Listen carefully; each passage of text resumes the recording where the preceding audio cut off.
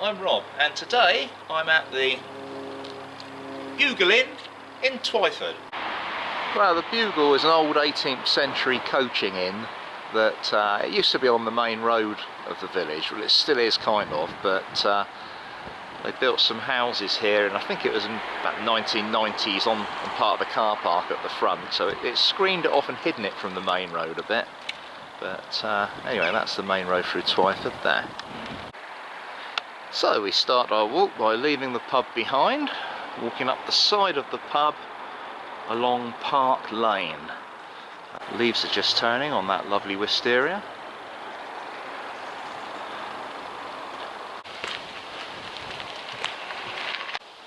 So we carry straight on, leaving Hunter Park and the allotments on our right.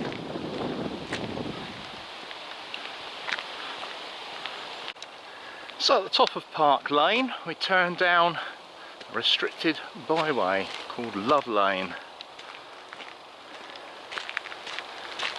And the views begin to open up. You can see the sports field over there for Twyford School. And at the crossroads we're heading for the gap in the fence. So a lovely view looking back down over Twyford and the Itchen Valley. Compton in the distance. You pan round, you pass the school and the outskirts of Twyford. And there's a very chitty bang bang looking building down there that I'll tell you more about in a moment. And the rolling hills of the South Downs. So we've crossed the field and carried on up past a bit of scrub. Fields to our right, and you'll see a gate here with a stile. So over the stile, left down the Kingfisher Trail. So this is Twyford Waterworks. It's an Edwardian building which dates from a time when civic pride meant more than closing down toilets and charging you for car parking like councils seem to these days. In those days, the water authorities and people like that, they actually took a pride in what they did. It was a civic pride. Anyway, so it's an Edwardian building.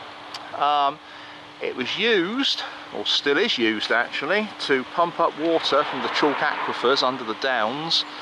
Chalk aquifer is a chalk sponge, if you like, that sits under the hills. And it holds water, so you can pump water up from it.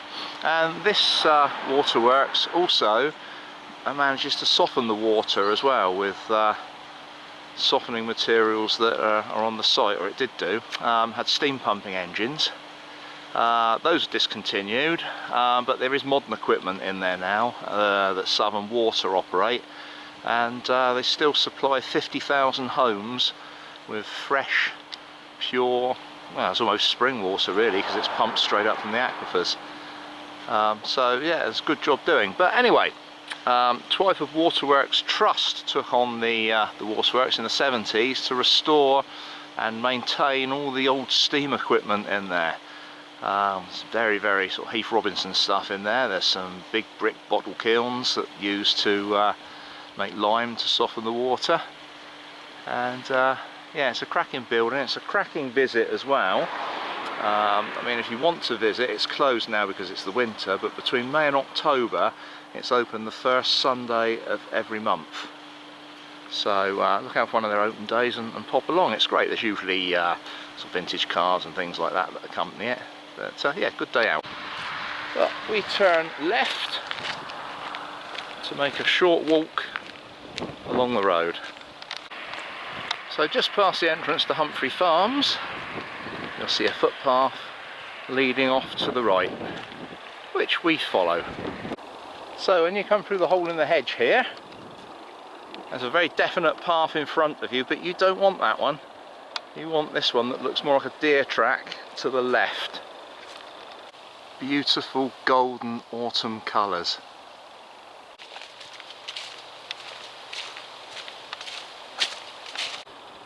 So we come out of the footpath to a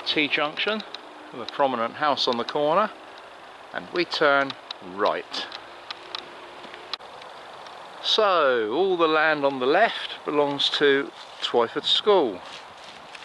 Now, Twyford School is a private school, and it's one of the oldest prep schools in the country, dating back to the late 1700s. It's probably most famous for a bit of a blooper. They expelled a boy for lampooning a master in verse during the 18th century. So pack your bags, go. And it was Alexander Pope, the poet. So there we go, big mistake. But the second claim to fame is they once had a science demo by myself in there. And I've got to say, it was a really friendly school. It helped that Arthur, one of my friends, was a groundsman there, and Daff, another one of my friends, was a dinner lady there. So lunch there was a particularly pleasant experience. Anyway, we're down onto the main road now, and we're going to turn left. Now we've crossed the road at the crossing, and to our right is the impressive Twyford House, which I haven't researched at all, but jolly nice building. So just before reaching the school entrance off the main road, at another, it looks like 18th century building, there's a no-through road, which is a public footpath only, and we head down here. So at the bottom of the track, the old rectory, we turn right.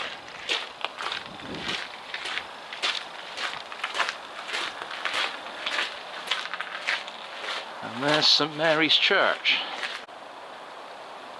So St Mary's was built in 1878, but there's been a church in Twyford for a long time, and this replaced a Norman church, which itself replaced a Saxon church.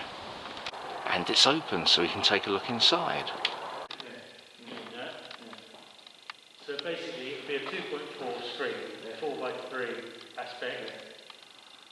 Get it wrapped up in a dark brown. On the safe side. You guys need to make a stand or something for the carpenter to do it. Or we can get carpenters to do it. Yeah, it's up to you. So I'm not very lucky today. The church was open, which was great, and there were people in there, and one of them was the vicar, and I thought, oh, excellent, I can get him to talk about the church a little bit. But unfortunately he was busy with some other men, which was that murmuring you heard in the background of the film while I was inside. I think they were organising some alterations or some extra work for a service maybe, I'm not sure. But anyway, I got blown off. Second time as well. The chap at the waterworks wasn't available to talk to me either, but you'll have to put up with me waffling. I'm not so bad, am I? Answers in the comments. Anyway, walking through the churchyard. No, perhaps not answers in the comments, I'll be too scared to read them. We're walking through the churchyard, and at the other end of the churchyard you can see the sign in the road there. And it's pointing left, and that's where we're going to go to head our way down to Twyford. Now, not Twyford, we're in Twyford, down to Shawford. Now Twyford simply means in Old English, two fords. Now recorded in the Domesday Book for 1086, Twyford had one church and 6 mills. And you'll be able to see why it had the 6 mills shortly, because we're in the Itchen Valley, so yes, you've guessed it, we're going to walk down towards the Itchen. So that's a private bridge, so we've got to use the footpath next to it.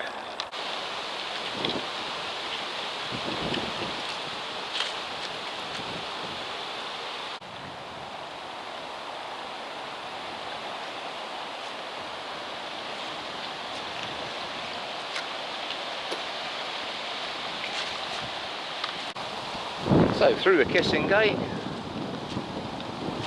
and on through Berry Meadow.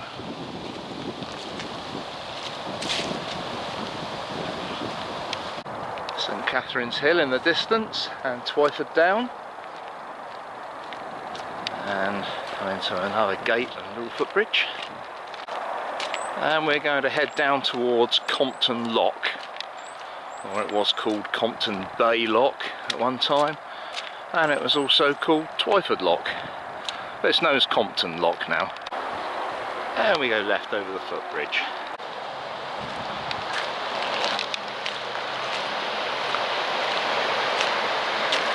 Very, very popular place for swimming, as you can see from the steps. Itchen navigation was never much of a success. 1802 was the most successful year, and they shifted 18,300 tonnes of goods. There's only 6 boats operating at its peak, so it's no surprise when the railway came in 1840, then the canal closed down 29 years later. I think it was 1869. Now, navigation isn't a canal as such. Navigation is an improved waterway, and this waterway is the River Itchen. Runs 26 miles from Southampton Water up to its source near Kilmerston, and the bit up to Winchester was the navigation. Anyway, onwards across the footbridge.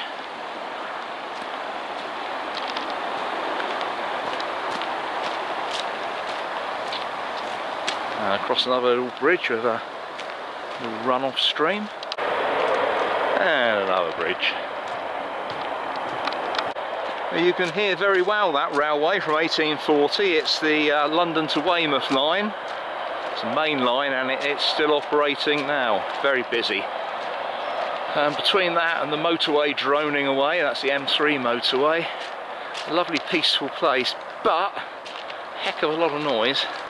So as we cross this bridge, you'll see a wall, and that's all that's left of a Tudor manor house from, what year was it? 1455, I think it was. So it was Compton Place. There you go, there's a little bit about it. And it was through this arch. That was owned by the Catholic Philpott family. They were very, very staunch Catholics, but their son John, wow, he really put the cat among the pigeons. He became an Anglican priest, and not only an Anglican priest, but he became the Archdeacon of Winchester. Well, in 1555, in the reign of the Catholic Queen Mary, he refused to recant his Anglican beliefs, and he was tried and unfortunately burnt at the stake in London. Yeah, not nice times to live. Anyway, the house was demolished in 1700. So we carry on alongside the wall, and we're entering the parish of Compton and Shawford. Now, it was one big parish before, still is, but the motorway, the M3, and before that the bypass, was driven through the middle of the two parishes, really, or the one parish. It split the parish in half. So now Compton is the other side of the M3, and it feels quite separate to Shawford. So we soon reach the railway embankment, and there's a tunnel under the railway there, which we don't want to take. We instead turn left at these barriers, and we skirt some houses to our left to walk alongside the railway. And what you'll notice as we walk along, the level of the railway, well, that remains pretty constant really, because railways have to be fairly flat. But the level of the ground that we're walking on is up and down and up and down. So the railway is up there at the moment. A little bit later on we'll be level with it. Then there'll be a cutting, and then there'll be another big embankment. And that's all in a space of about 1/4 of a mile. So as you see, now we're at a level. And a few yards further, it's in a cutting. So lots of large houses. This side of the road, very good taste in vehicles, this house. I would say that, wouldn't I? So look at that cock there. What an appropriate name, the first house, Bridge Lane. And it is the first house in Bridge Lane. Anyway, come down to the aforementioned railway bridge into Shawford village itself. Now over on the left is another potential starting point for your walk, and that's the Bridge Inn. It's quite a nice riverside pub.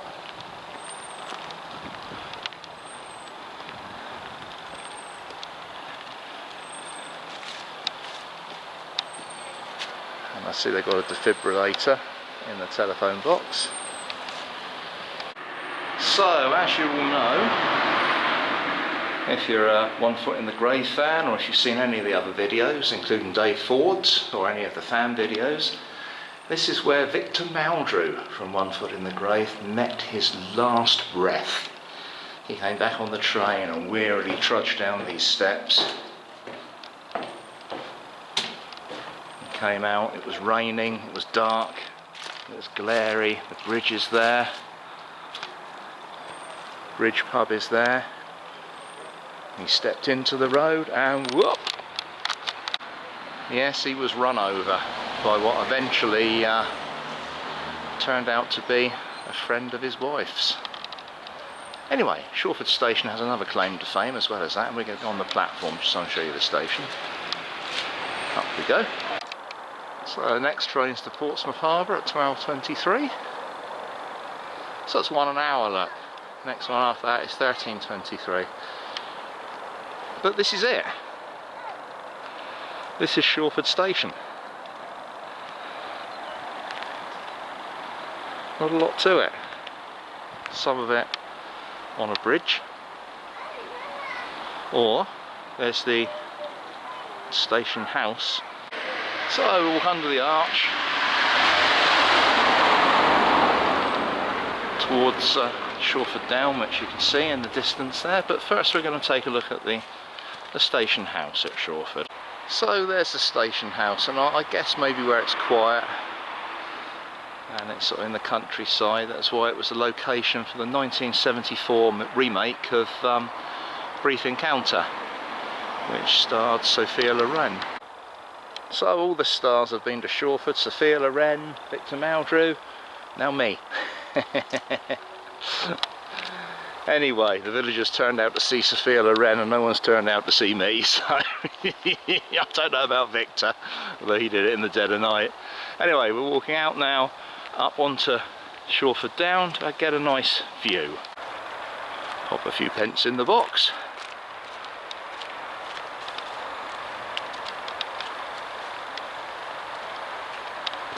And we go through the gate. So here we are up on Twyford Down, and we're at the War Memorial,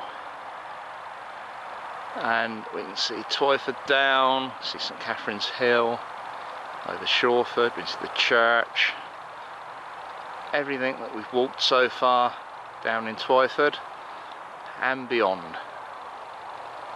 Beautiful views. Anyway, I've marched you up to the top of the hill, and I'm going to march you down again, just like the Grand Old Duke of York. But before we do, we just have a look at some of the inscriptions on the War Memorial, as it's coming up to Remembrance Weekend. Just remember these guys that gave their lives: pilot officers, sergeants, lieutenants, privates, all in the First and Second World War. That chap, Jack Mee, was a pilot officer in the RAF Volunteer Reserve, so that would imply he's an older guy that volunteered to get involved in the war. We've got surgeons, seamen, you name it, all killed in those two awful, awful wars that I would hope are never repeated. Anyway, let's take a little while to remember the fallen.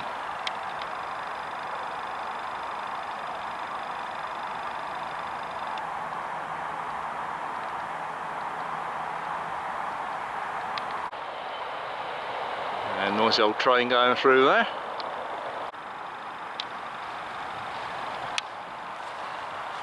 And let's make our way back down the hill. Whole lot easier walking down than it is walking up.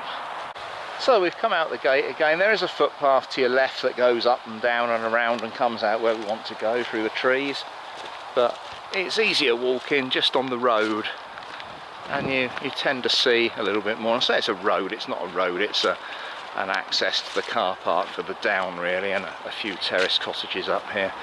So we're coming back down into the car park and we're turning right to follow the tarmac. So there's an arch to the left, which is a shortcut if you want to cut the walk a bit short. I'll tell you where it picks up a little bit later on, but we're carrying on straight under the height barrier to continue along the track. So keep on through the scrub at the end of the car park. So there goes the 1223 to Portsmouth Harbour.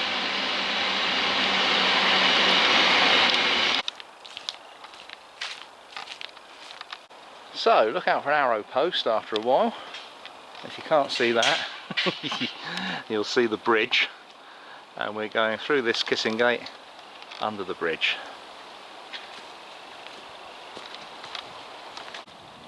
Well, the nice thing about graffiti on chalk is it soon disappears. So the youngsters have made their mark and that will just wash off. Probably been doing it since the bridge was built. Apart from this muppet that's got the big spray can, that'll last a bit longer. So we come out the other side of the bridge. Keep missing all these trains. I was under the bridge when the last one went over. Anyway, we come out of the bridge and we turn left and we walk down alongside the river along this road, and in front you'll see a 5-bar gate, and our path leads down to the right of the gate to go right alongside the river. Aha! There's a goods train that's taking containers up from Southampton docks to goodness knows where in the country. They go on for ages and ages. Don't think the canal would have been able to cope with that, do you?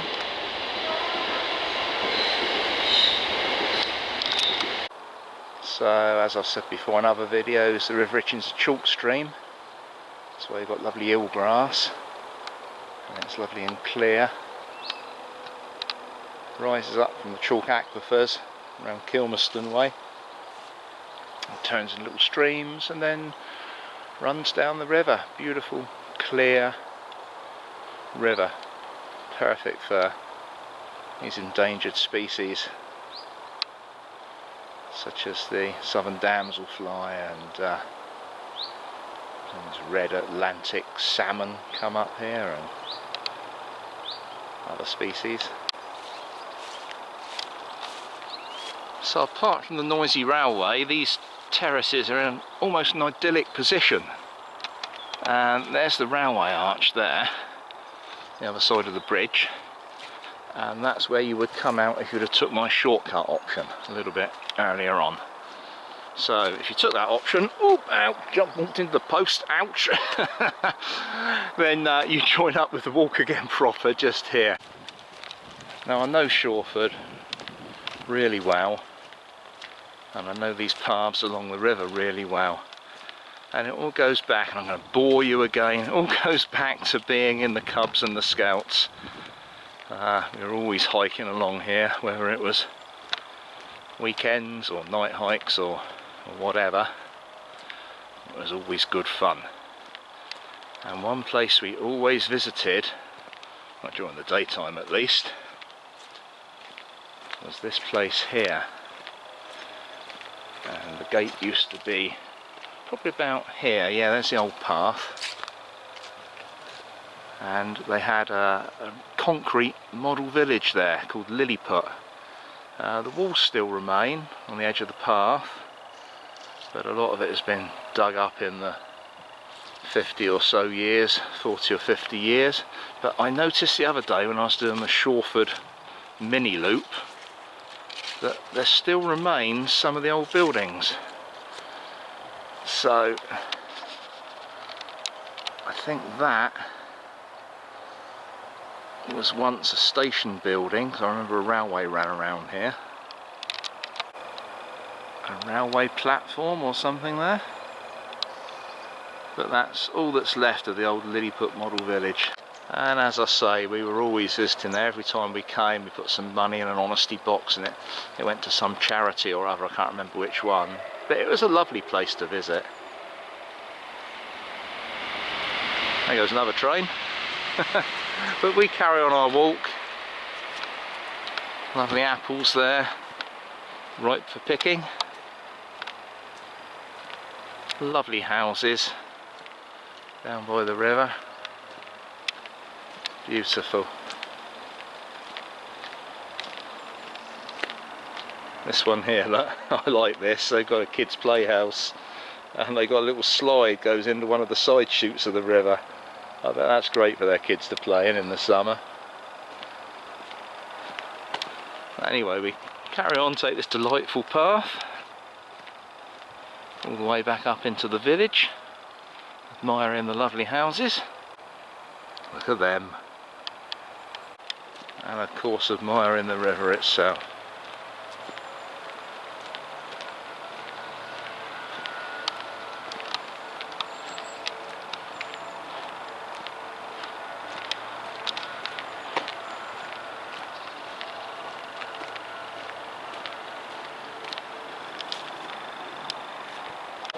And back onto the road, just to make everything look extra lovely in Shawford and Twyford today. It's bin day, so all the bins are left out.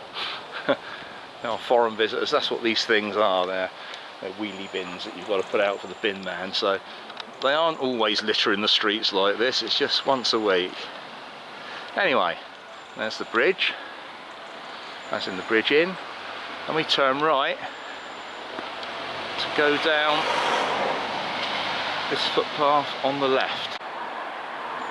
A little information board about the river.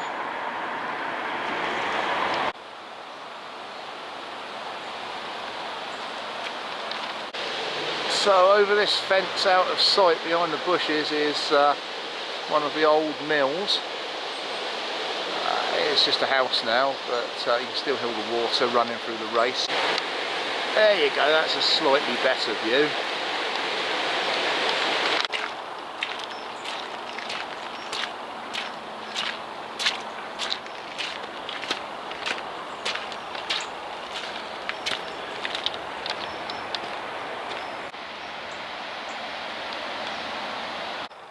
That's some of the stuff that was carried on the canal.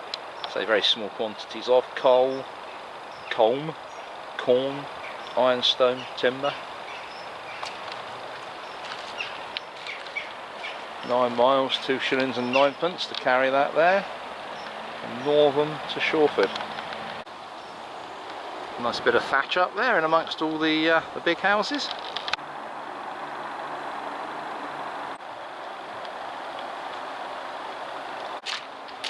It's a beautiful river, the Itchen, no matter what part you walk. It's beautiful, apart from maybe Northam. Although even that is interesting. That's where it turns tidal and you get all the seagoing boats. So just this Shawford bit, from sort of Compton Lock round over the down and back up, that's what I posted up on the Facebook group and called it the Shawford mini loop. And that's why I didn't post a video, because it's too short in itself to post a video. But I also knew that I was doing the Twyford and Shawford loop, which of course it's a major part of. Oh, some lovely swans over there.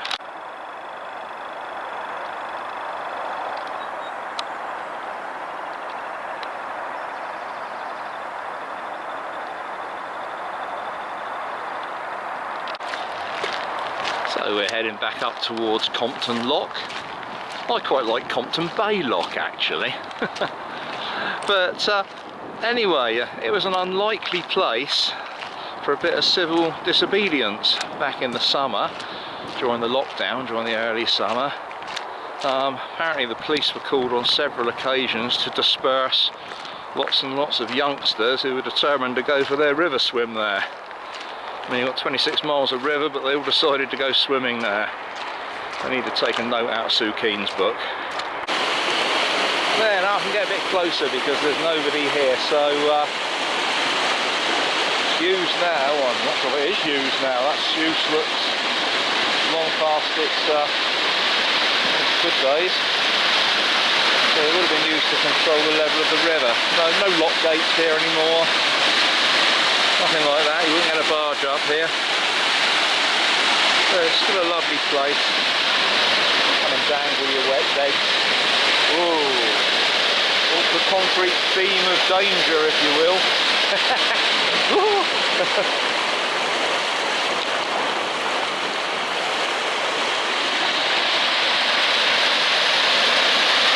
What is it about running water that's so relaxing?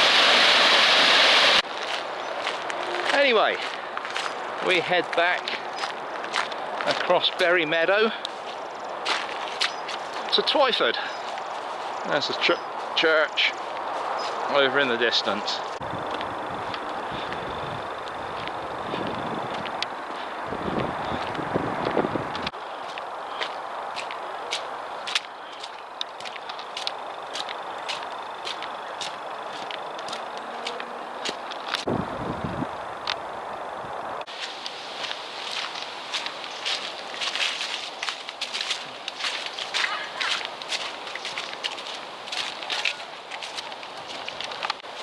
Yeah, we can turn right and cut through the graveyard on this bit of the walk.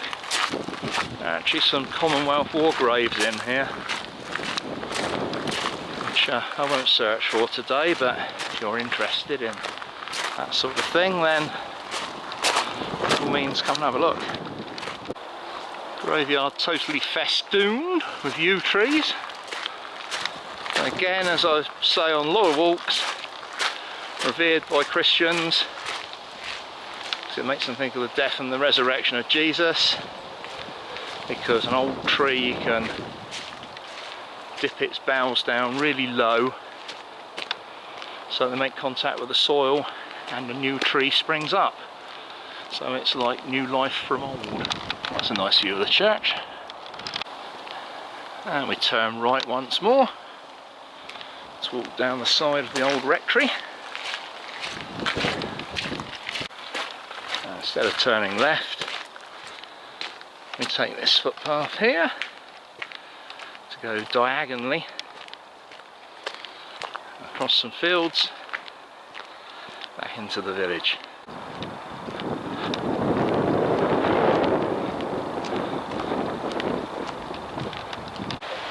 I wonder what the history of that name is. Bag End. Trespassers will be composted.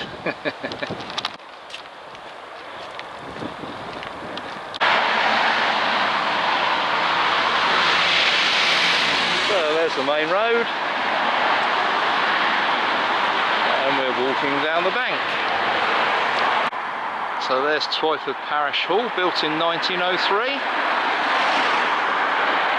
and I remember it for Daff and Dave's wedding reception, which would have been, I don't know, 1983, possibly. And there's Twyford Post Office and Stores.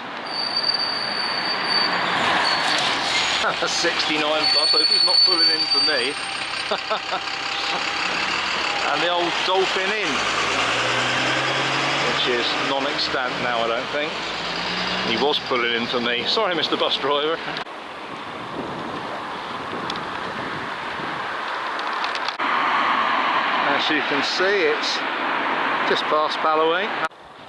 So we've got Hampshire Clockworks this side of the road. Lots of interesting old clocks in here. Old GWR one. And there's another alternate starting point on the left hand side of the road in the form of Green King's Phoenix Inn, which does standard pub grub. Little hair salon.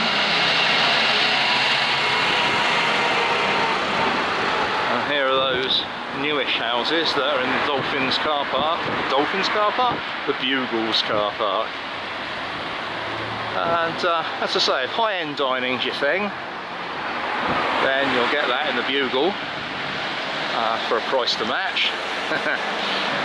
Or if standard pub grub's your thing, then you'll get that in the Phoenix. But they are literally right opposite each other, so you know, you've got a choice there. Anyway, here we are again. So here we are, we're back at the Bugle, and that's 5 3/4 miles. Both apps seem to agree, so my feet agree, so that's roughly about what it was. Lovely walk over the downs, up the river, bit of film history, TV history, so yeah, very nice, and my last one really until the lockdown is over.